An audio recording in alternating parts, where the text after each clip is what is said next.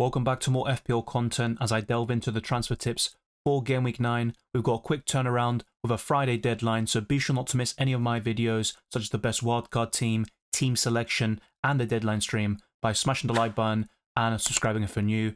Hit the notification bell so you never miss a single upload or live stream. And let's try to get this video to the 200 likes. It'd be greatly appreciated. And we're looking to get to new goals like 30,000 subscribers. Check out all the links in the description below for my Twitter and Instagram, DylanRCM, the Discord server, FPL League, Draft Town, also my Patreon, which is patreon.com/DylanRCM, and also join as a channel member by clicking the join button on YouTube. But without further ado, let's jump straight into it.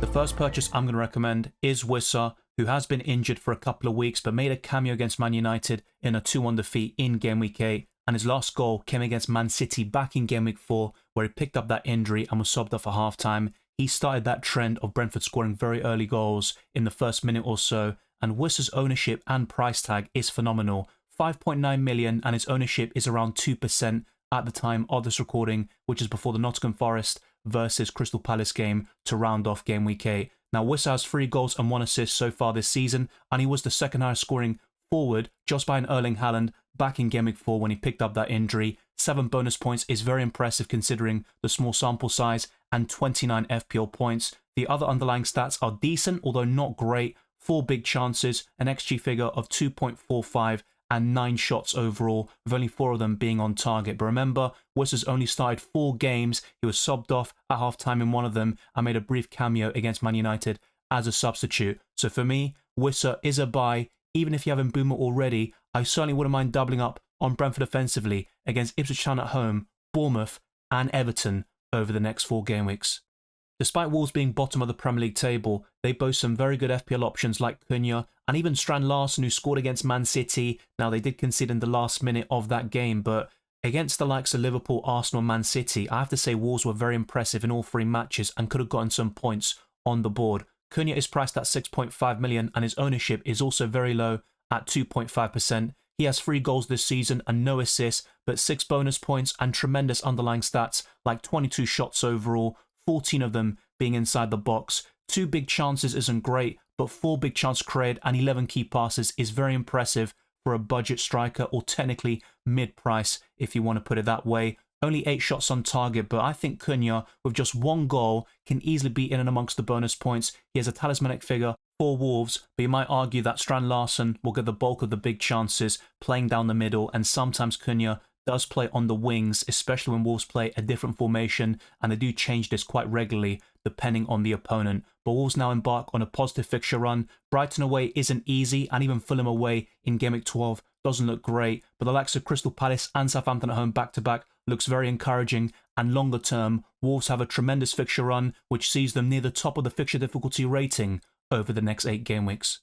There was a huge debacle about Heung-min Son over the weekend, with him being granted an assist kind of in retrospect, so as a result, he actually gained a bonus point, an additional one, so in the end, he has gained 4 additional points, with many people disagreeing with that decision, and I did cover this in my reaction stream, but based on the rules, it does seem like the assist shouldn't have been awarded, but he has done, and as things stand, he's got 3 goals and 3 FPL assists so far this season, but his XGI is only 2.8. He still has 45 FPL points though. His ceiling is so high, and that's 3 double-digit returns for the season against Brentford, Everton, and now West Ham. All of them have been home matches though, and we've got a few away games coming up, including Man City in Game Week 12, but in those home matches against Villa and Ipswich Town, I could see Heung-min Son being a great option, particularly in Game Week 11, where he might be a mega differential as a captaincy choice, and I did recommend this as well in the London derby against West Ham. But Heung-min Son only has 6% ownership as things stand, but if Saka is still a doubt for Liverpool, then you might see yourself selling Saka to go to Heung-min Son, but my personal preference in the long term would be Saka and Cole Palmer. I think they're better options than Heung-min Son, but if you want a differential and want to tackle the fixtures right in front of you, with Chelsea and Arsenal having some tough challenges up ahead, I think Heung-min Son could be a great short-term purchase, but I wouldn't recommend him longer term. Alejandro Garnacho has played 90 minutes in 4 consecutive game weeks, and I think now he is first choice for Man United, and there's no shadow of a doubt about it. He got 10 points against Brentford with that goal and maximum bonus points, and that's 2 goals and 1 assist this season, which isn't great, but he's got some good underlying numbers like 15 shots inside the box and 30 FPL points. Considering the fact he hasn't played that many minutes over the course of the season, I think he offers tremendous value at 6.2 million, and his ownership is only 7.7%, and Man United have a great fixture run in the long term. So I think if you're going for a United attacker, Garnacho will be my top pick. Then you're looking at Rashford in second and possibly Bruno Fernandes in third, but I think that list could change over the course of the next couple of weeks until the next international break. Garnacho also has 10 shots on target and 22 shots overall, an XG figure of 2.75 and 6 big chances with 8 key passes. I believe he's the most dangerous Man United attacker with his tenaciousness, pace and trickery. So Garnacho will be a very good purchase at this price point. I know McNeil might be even better, but apart from that option at 6.2 million and below, I think Garnacho is the best midfielder to buy. Bukayo Saka's ownership is dropping very fast, and we'll probably see him go down in price very soon from 10.1 million to 10. Now, he's got 2 goals and 7 assists this season and some incredible numbers like 12 big chance created, which is the most in Europe's top 5 leagues, and he did miss game week 8 against Bournemouth with 54 FPL points for the season and great numbers all round. The XG is only 2, which isn't great, but the expected assist is 3.15, 27 chance created and 3 big chances himself with 25 shots overall, with 20 of them being inside the box. But Saka is a major injury doubt still. Now, Arteta has provided some positive updates in the last couple of press conferences, and today, on Monday the 21st of October, he spoke about the likes of Jurriën Timber, Odegaard and Saka, and he said the following: "They are closer and progressing really well. Martin not quite yet, and let's see how Bukayo feels today. There is a training session later, but he hasn't been spotted in that session, and the same goes for Jurriën Timber, so there are some major doubts about Saka still. I think he'll be available for Game Week 9 against Liverpool at home, but it seems like the injury is a little bit more serious than we first anticipated, and he might not be an option in UCL Fantasy, as discussed in all of my videos for that fantasy format. But in FPL, I think Bukayo Saka is a hold."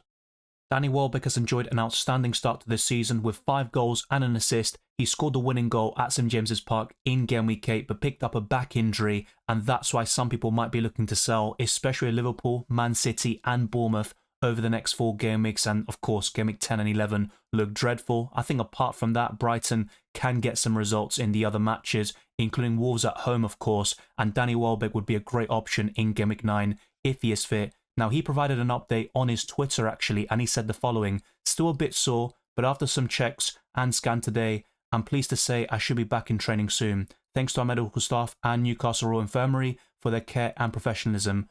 And then, of course, the rest is a PR statement enjoying the victory. But essentially, it doesn't look too shabby, and he might be available against Wolves at home. And I think Welbeck is worth holding on to unless he's definitively ruled out by Hurstler. If that's the case, I'd be looking to sell him, and you can always buy Welbeck back around Game Week 12 or 13. But if he is available for Wolves at home, you definitely don't want to sell him ahead of that promising fixture.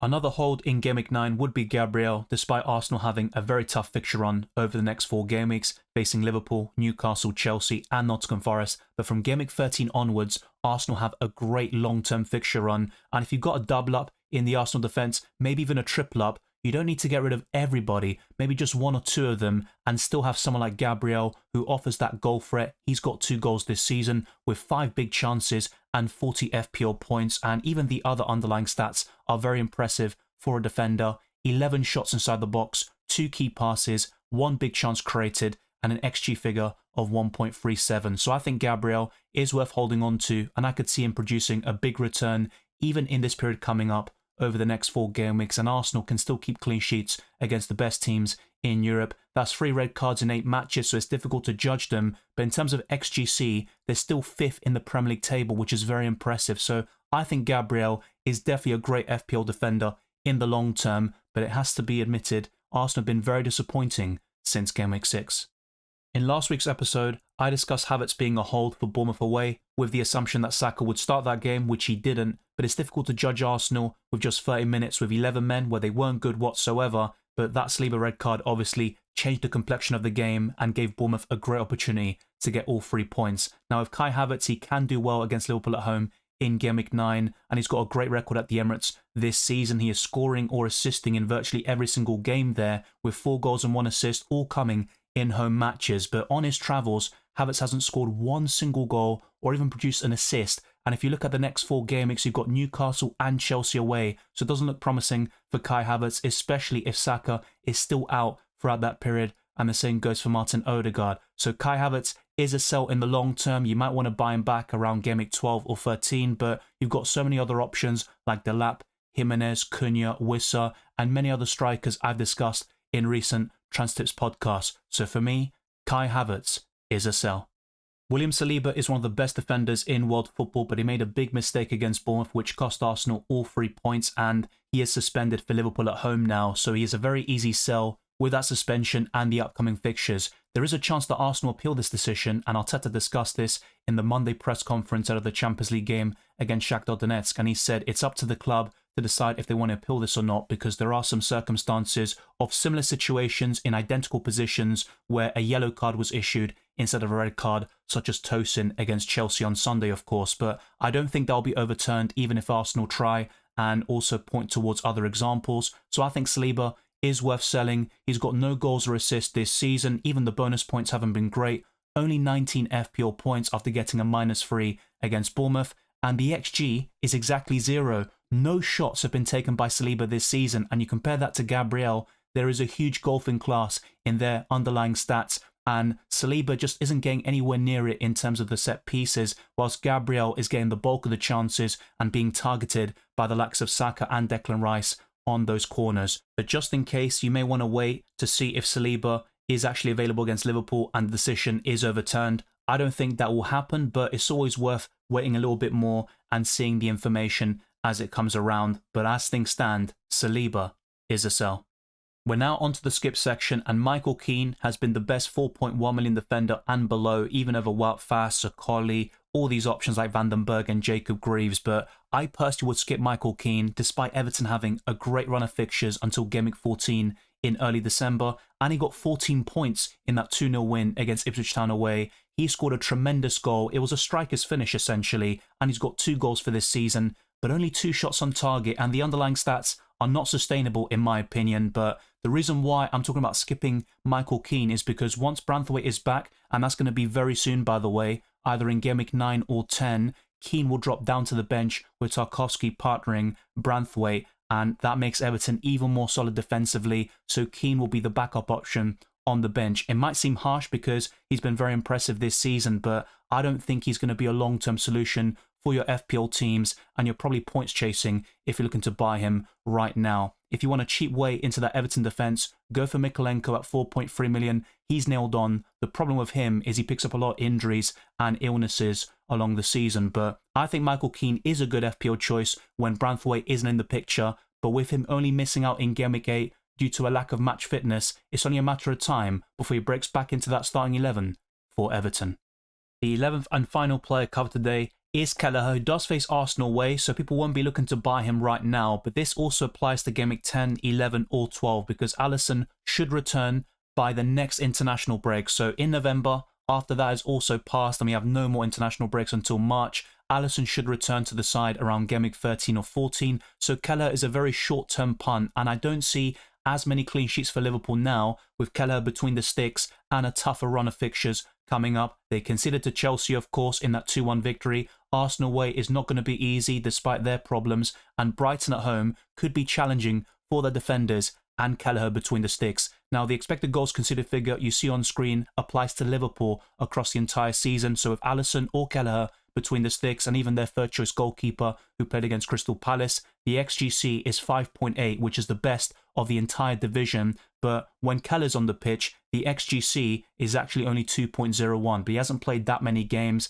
You have to say, though, the rate is probably much higher than it is with Alisson in goal, and he makes such a big difference in terms of the presence he has, the saves he makes, and the tranquility he might transmit to the defenders. But Kelleher is still a good backup option. His ownership is only 1%, and he has kept a clean sheet already in that 3-0 victory over Bournemouth, where he got 9 points in fact. So Keller could be a good short-term choice for the next 4 to 5 game weeks, and if you're looking to wildcard around game week 12, then maybe this transfer could work out for you. But for the vast majority of people watching, I would look longer term when buying a goalkeeper, and I still think Raya, Pickford and Onana are the 3 best goalkeepers.